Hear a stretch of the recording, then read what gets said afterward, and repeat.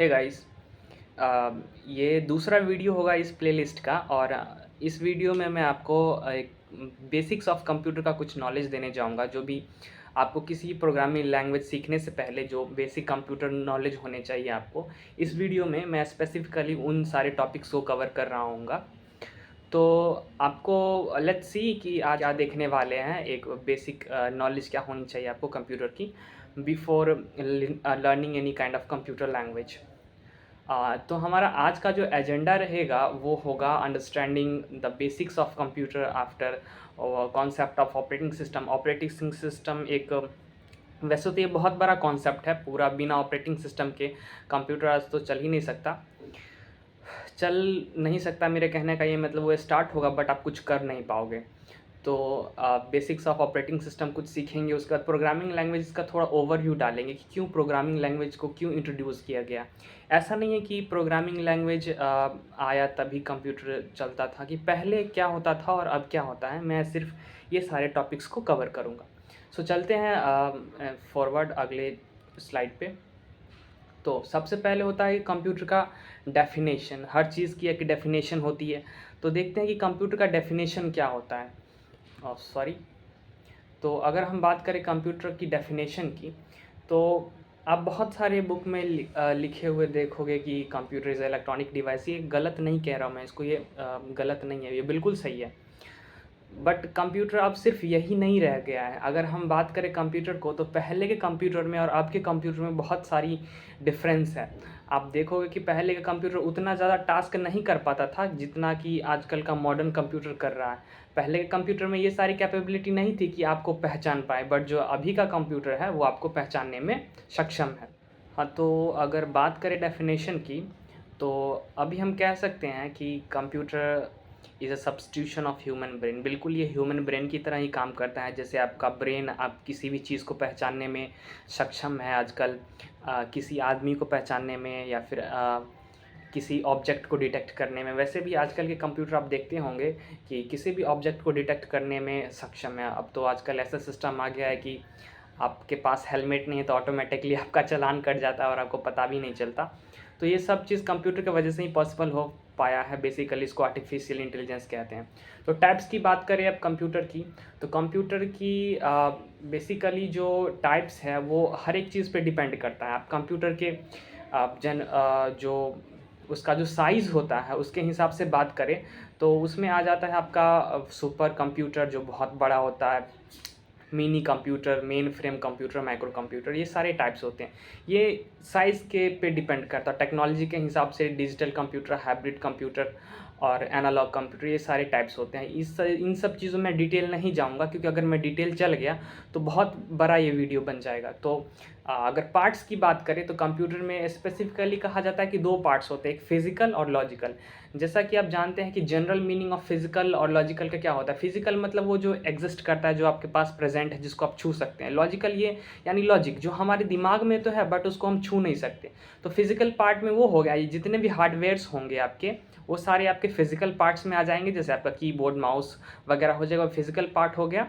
और logical parts में softwares आ जाएंगे। सॉफ्टवेयर के भी दो कैटेगरीज होती है, एक होता है सिस्टम सॉफ्टवेयर, एक होता है एक सिस्टम सॉफ्टवेयर, एक होता है एप्लीकेशन सॉफ्टवेयर। और कहीं कहीं पे आपको एक और सॉफ्टवेयर देखने को मिलेंगे जो होता है कि आपका यूटिलिटी सॉफ्टवेयर। ये कुछ नहीं, एक सिस्टम एप्लीकेशन सॉफ्टवेयर का ही।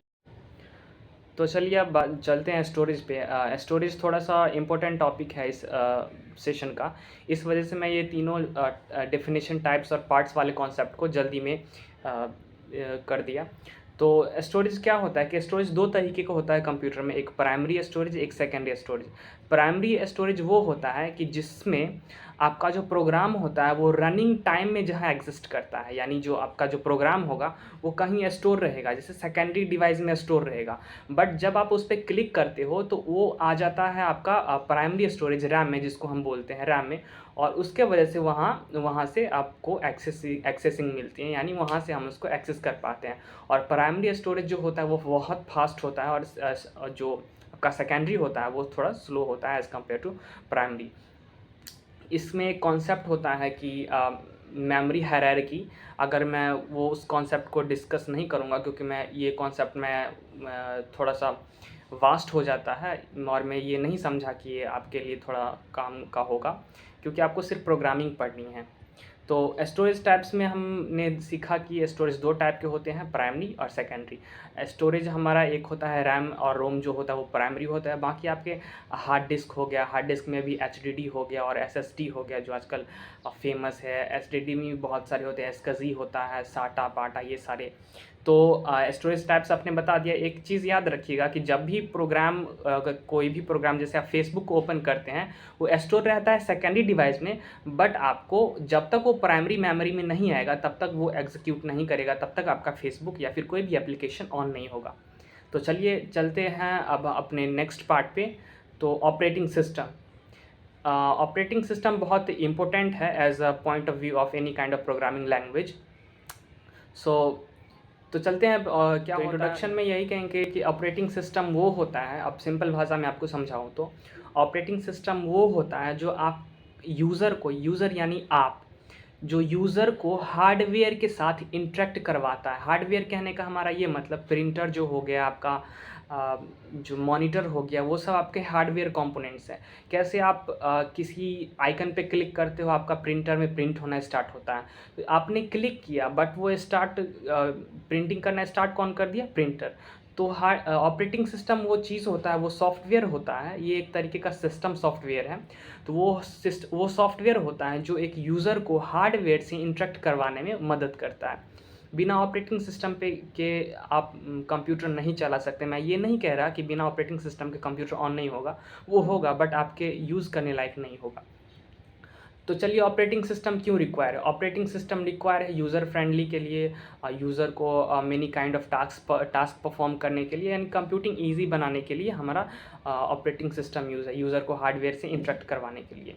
यूज़र का ये मैंने वर्क भी बता ही दिया कि क्या काम होता है ऑपरेटिंग सिस्टम का। ऑपरेटिंग सिस्टम का मेनली काम होता है कि एप्लीकेशन, जितने भी एप्लीकेशन सॉफ्टवेयर्स हैं उसको रन करने के लिए इन्वायरमेंट देना और यूज़र को हार्डवेयर के साथ इंटरेक्ट करवाना। Role of operating system in programming, अगर इसकी हम बात करें तो बहुत बड़ा रोल है ऑपरेटिंग सिस्टम का, क्योंकि पहले ऑपरेटिंग, जो भी आपका प्रोग्राम है, जो भी आप कोड लिखोगे, वो पहले ऑपरेटिंग सिस्टम से पे रन करेगा, उसके बाद आपके हार्डवेयर को इफ़ेक्ट करेगा। यानी आप ये समझ के चलिए कि आप पाइथन में जो कोड लिखेंगे, पहले वो ऑपरेटिंग सिस्टम को जाएगा और उसके बाद ऑपरेटिंग सिस्टम क्या करेगा कि वो आपके हार्डवेयर के साथ एलोकेट करके उसको रन करवाएगा। तो अगर हम ऑपरेटिंग सिस्टम की बात करें तो ऑपरेटिंग सिस्टम में भी 2 टाइप होते हैं। एक होता है CUI, कैरेक्टर यूज़र इंटरफेस, और एक होता है GUI। आप बहुत सारे लोग विंडोज़ यूज़ कर रहे होंगे, एंड्रॉयड यूज़ कर रहे होंगे, मैक भी यूज़ कर रहे होंगे। तो ये सारे जो हो गए वो GUI बेस्ड ऑपरेटिंग सिस्टम है। यानी आपको एक ग्राफिक्स दिखता है, स्क्रीन पे कुछ दिखता है, उसको आप टैप करते हैं तो कोई टास्क परफॉर्म होता है। जैसे आपको फेसबुक चलानी है तो उस पर आप टैप करते हैं तो फेसबुक ओपन होता है, और कुछ लिखना है तो आप कुछ टाइप करते हैं। ऑपरेटिंग सिस्टम केवल यही नहीं होती है, आप विंडोज़ में जाओगे तो CMD कमांड प्रॉम्प्ट ओपन करके भी आप ये सारे टास्क परफॉर्म करवा सकते हो। तो ऑपरेटिंग सिस्टम 2 टाइप के होते हैं, ये जो आपका CUI है, कैरेक्टर यूज़र इंटरफेस, या फिर CLI, कमांड लाइन इंटरफेस, जो भी आप कह सकते हो इसको। ये बहुत पहले यूज़ होता है, जिसको DOS भी बोलते हैं बहुत सारे लोग।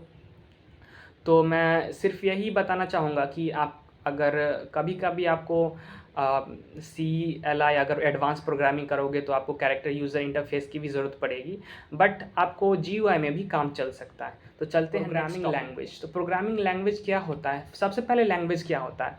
लैंग्वेज वो चीज़ होता है जो हम अपनी भावनाओं को, जो हम अपनी बातों को एक माध्यम से, एक आदमी से दूसरे आदमी तक, एक पर्सन से दूसरे पर्सन तक कम्युनिकेट करवा सकते हैं। उसी तरीके से प्रोग्रामिंग लैंग्वेजेस भी होती है।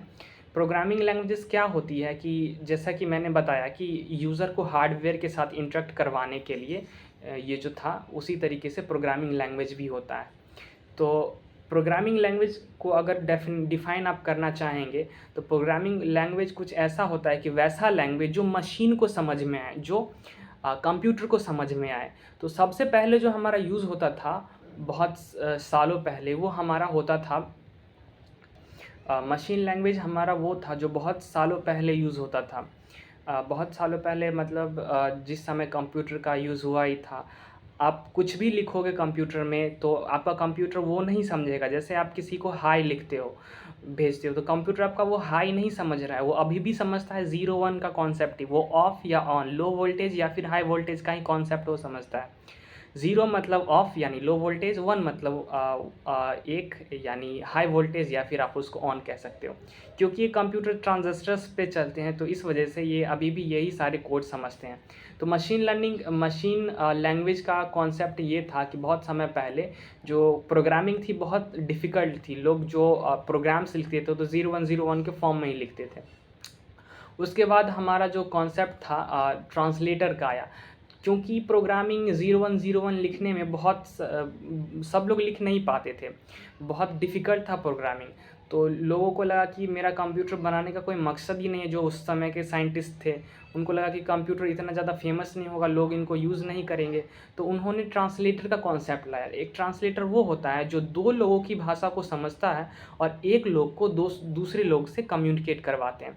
तो उसी तरीके से ट्रांसलेट आया। तो ट्रांसलेटर का कॉन्सेप्ट ये था कि क्यों ना लोग अपनी भाषा में प्रोग्रामिंग करें, बहुत हाई लेवल में प्रोग्रामिंग करें और उसको कन्वर्ट करके एक मशीन लैंग्वेज में कन्वर्ट कर दिया जाए। यानी मैं हेलो बोलूँगा तो कंप्यूटर को हेलो समझ में नहीं आएगा, कंप्यूटर को अपना भाषा ही समझ में आएगा। बीच में एक ट्रांसलेटर होता है जो हमारी भाषा को कंप्यूटर के भाषा में यानी हाई लेवल लैंग्वेज या फिर मिडिल लेवल लैंग्वेज को एक machine level language 0101 binary form के टाइप में कन्वर्ट करता है, जो कि ईज़ी होता है किसके लिए? तो वो आपके कंप्यूटर के लिए समझना बहुत ही ईज़ी होता है। अगर बात करें मिडिल लेवल लैंग्वेज की, तो मिडिल लेवल लैंग्वेज में प्रोग्रामिंग थोड़ी सी आसान हुई थी। थोड़ी सी आसान कहने का मतलब ये कि उतना डिफ़िकल्ट नहीं था प्रोग्रामिंग जितना 0101 में था। जो मशीन लेवल लैंग्वेज में था ये बहुत डिफ़िकल्ट थी, और मिडिल लेवल लैंग्वेज में जो आपका प्रोग्रामिंग था वो उतना ज़्यादा डिफ़िकल्ट नहीं था। इसमें क्या हुआ कि थोड़ी सी इजी हुई, पुश पॉप वगैरह, आपका जो सी लैंग्वेज है उसको भी हम मिडिल लैंग्वेज ही बोला जाता है, तो थोड़ी सी इजी हो गई थी और प्रोग्रामिंग थोड़ी थोड़ी फेमस होने लगी थी। उसके बाद हमारा आया the concept of high level language. तो हाई लेवल लैंग्वेज कहने का ये मतलब होता है कि इंग्लिश लाइक लैंग्वेज, जो हमारा जो लैंग्वेज है इंग्लिश है, तो उस लैंग्वेज में आप प्रोग्रामिंग करोगे। इंग्लिश लाइक लैंग्वेज में सिर्फ इंग्लिश नहीं बोल रहा हूँ, इंग्लिश लाइक लैंग्वेज में आप प्रोग्रामिंग करोगे और जो भी प्रोग्रामिंग करोगे वो कंप्यूटर समझेगा। आप कंप्यूटर को जो भी इंस्ट्रक्शन दोगे, प्रोग्रामिंग का ये मतलब ही होता है कि सेट ऑफ इंस्ट्रक्शंस, जो भी आप कंप्यूटर को हाई लेवल लैंग्वेज में जो इंस्ट्रक्शन दोगे वो उस टास्क को परफॉर्म करेगा। यानी आप किसी चीज़ को प्रिंट करवाने के लिए बोलोगे तो कंप्यूटर करवाएगा।